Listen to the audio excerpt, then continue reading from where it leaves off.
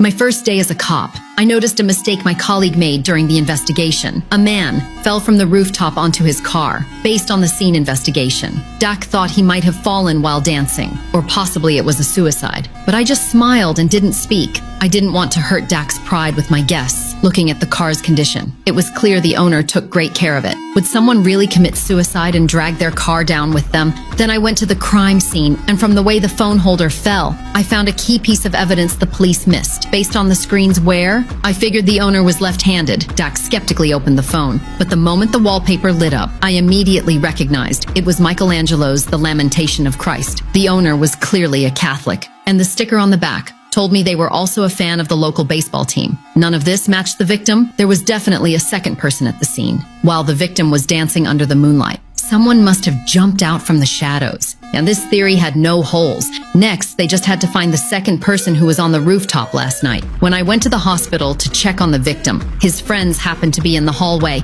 I quickly picked out 2 left-handed people and 1 Catholic wearing a pendant. The most telling clue was the tattoo on one man. It clearly showed the stitching of a baseball. Dak immediately brought him in for questioning. But just like all the other suspects, this man named Ron denied everything. He claimed he and the victim were like brothers. There was no reason for him to push him off the roof. I couldn't help but shout from the outside, "Why are we talking so much nonsense? You just show the phone and prove Ron was on the rooftop last night." Faced with the hard evidence, the man finally admitted it, but still denied pushing the victim. He said they were practicing dance when suddenly a shadow appeared and pushed his friend. There was no proof for that statement, so the police didn't buy it. The surveillance only caught the car entering the alley. It couldn't prove how many people were at the scene. I looked at the pile of files in my hands, and my mind started racing. Just when everyone thought there was no third party, I came up with a different theory. But before sharing it, I needed to check that smashed up car. The investigation report showed the police found some paint in the trunk, but since the victim worked as a car repair shop painter, they ignored this clue.